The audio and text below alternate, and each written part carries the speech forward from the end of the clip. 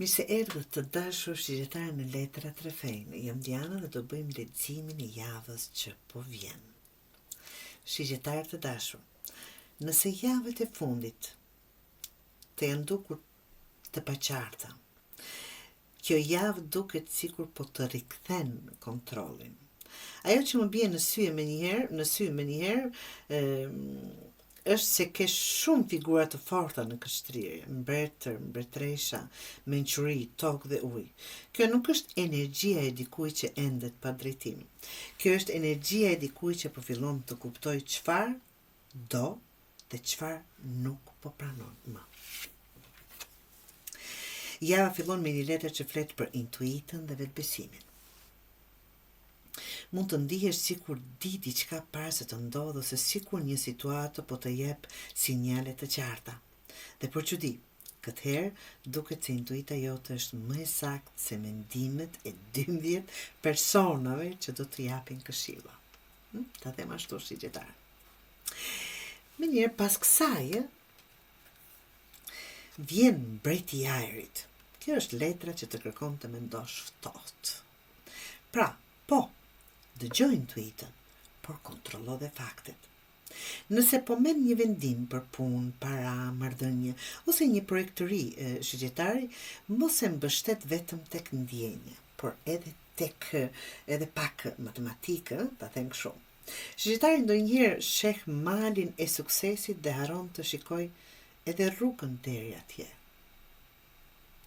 Letra e tretë tregon çfarë duhet shmangur. Këtu kemi mbretin tjetër, pra gjithë mbretër, mbretresha jemi të dashur. Këtu kemi mbretin e tokës dhe kjo është interesante. Mos u bëj tepër kokfort ose tepër fokusuar vetëm tek siguria. Po, është mirë të jesh i kujdesshëm, por jo aq i kujdesshëm shqiptar sa të humbasësh mundësinë. Disa prej jush mund të tundohen të thonë, po pres edhe pak, po mendojmë edhe pak, mirë, po e shoh një tjetër. Në një moment duhet të lëvizësh. Mundësia që po hapet është shumë e bukur. Kemi një letër, ta them, apo një figurë mençurie dhe udhëzimi. Mund të marrësh një këshill të vlefshme dhe dikush me përvojë, ose mund të jesh ti ai që do të udhëhesh të tjerët. Për disa kjo lidhet me punën, për disa me një vendim personal, për disa tjerë dhe me një mundësi për të mësuar diçka të re.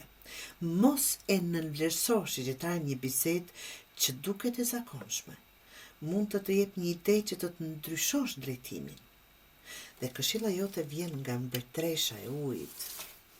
Mbretresha e ujit, kjo letër të kujton se jo çdo gjë matet me logjikë. Ka situata kur duhet të dëgjosh edhe zemrën, absolutisht.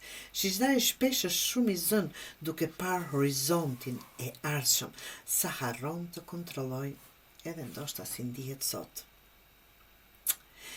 Dhe pyet veten, çfarë dua vërtet?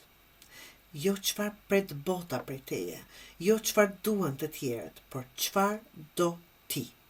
Dhe java mbyllet me mbretreshën e tokës, që kemi mbretin dhe mbretreshën e tokës. Kjo letër tregon stabilitet dhe siguri, përfitim dhe ndjenjen po. Gjërat po shkojnë në drejtimin e duhur. Mund të ketë përmirësim financiar, mund të ketë qetësi në familje, mund të ketë një ndjenjë më të fortë sigurie për të ardhmen të dashur shqiptar. Në çdo rast, java duket më e fortë se sa në fillimin e saj. Kjo është një javë ku duhet të kombinosh edhe intuitën, edhe logjikën. Mos vepro vetëm me zemër dhe mos vepro vetëm me mendje. Kesh një balancë të duhur. Sepse një mundësi e mirë po afrohet dhe kërkon pjekuri dhe vendosmëri. Në fund të javës të ndihesh vërtet shumë i sigurt për një çështje që sot mund të duket ende e paqartë. Mos e leni siç e bën zakonisht shqiptarit, të hënën kam një plan. Të martën kam edhe një plan rezervë, të mërkurën kam ndryshuar planet, të ejtën kam një aventurë të re, dhe në fund, po mirë, ku isha nisur në fillim? Do thot të jeni të përqendruar. Mos e ngatro lirin me ikjen nga përgjegjësitë. Ndonjëherë suksesi vjen pikërisht kur qëndron dhe e çon një gjë deri në fund, shigjetar.